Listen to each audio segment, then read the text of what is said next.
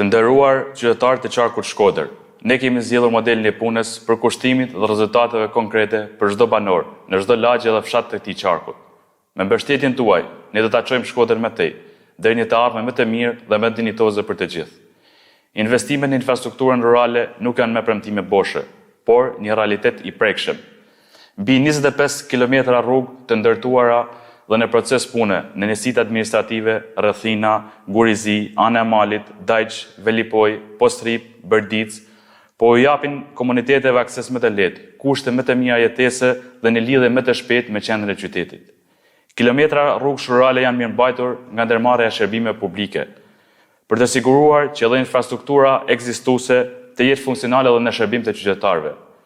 Këto investime nuk janë vetëm shifra në letër, ato përkthehen në barazi territoriale dhe mundësi për çdo familje në çdo cep të qarkut. Për ne, çdo qytetar kudo që jeton ka të drejtë për infrastrukturë moderne dhe shërbim cilësor.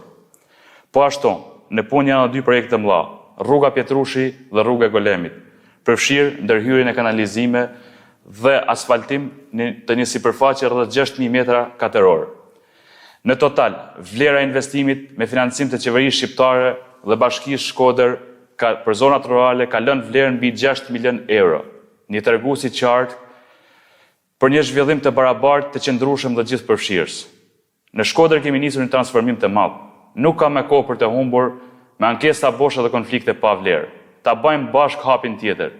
Me 11 maj, të votojmë numrin 5, Partinë Socialiste për Shkodrën dhe Shqipërinë Europiane.